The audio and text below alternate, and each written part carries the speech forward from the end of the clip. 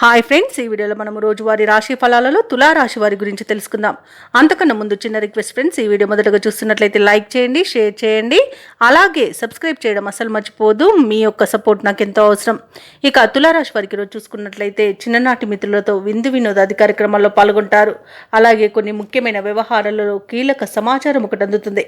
కుటుంబ వాతావరణం ప్రశాంతంగా ఉంటుంది. ఇక వ్యాపారస్తులకు ఈరోజు వ్యాపారపరంగా అనుకూలత పెరుగుతుంది. ఇక వృత్తి ఉద్యోగాలలో ఎవరైతే ఉన్నారో వారికి నూతన ప్రోత్సాహకాలు అనేవి అందుతాయి. ఇక తులారాశి వారికి ఈరోజు ఆకస్మిక ధన ప్రాప్తి అనేది కలుగుతుంది. అలాగే ప్రతి పనిలోనూ విజయబాహుటను ఎగురవేస్తారు.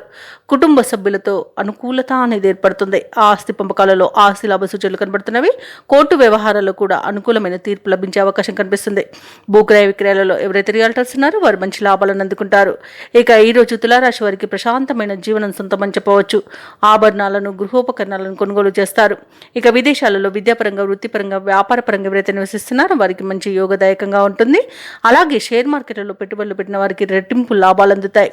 ఇక ఈరోజు కన్యా రాశి వారికి ఆర్థిక పరిపుష్టి అనేది కలుగుతుంది.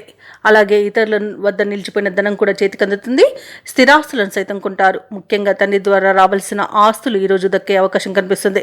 కుటుంబంలో ప్రశాంతత చేకూరుతుంది. ఇక భార్యాభర్తల మధ్య సఖ్యత నెలకొంటుంది. ఇక సంతాన విషయంలో శుభవార్తలను వింటారు. అలాగే శత్రువులుగా మారిన బంధువులు కూడా వారి తప్పిదాన్ని తెలుసుకొని మిత్రులుగా మారిపోతారు. అలాగే వివాహాది శుభకార్యాలకు డబ్బును వెచ్చిస్తారు. కొన్ని సమస్యలు ఈరోజు వాటికవే తీరు ఊరట చెందుతారు.